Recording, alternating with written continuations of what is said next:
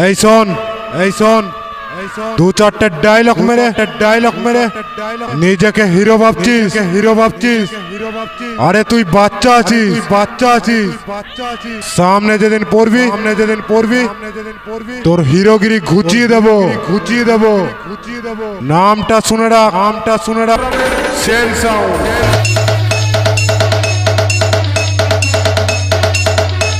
আরে তুই বাচ্চা আছিস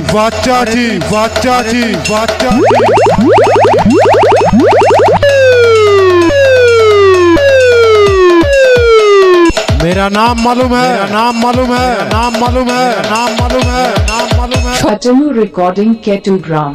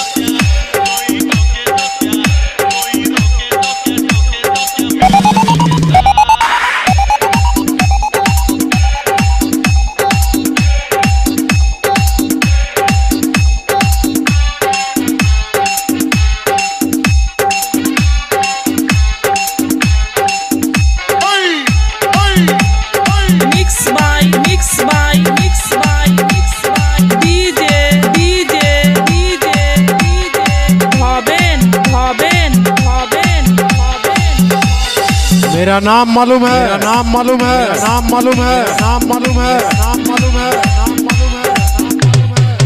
Sen Recording Ketugram।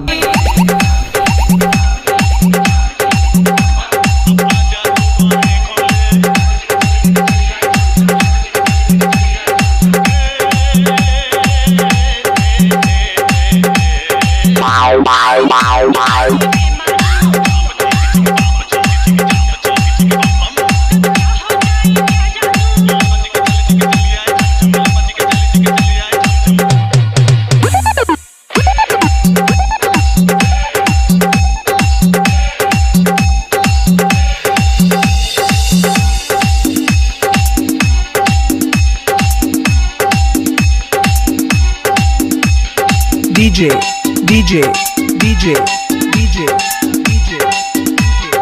Boben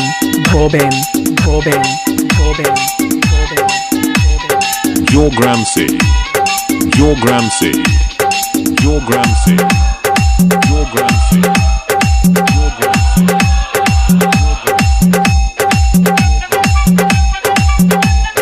मेरा नाम मालूम है सेन साउंड।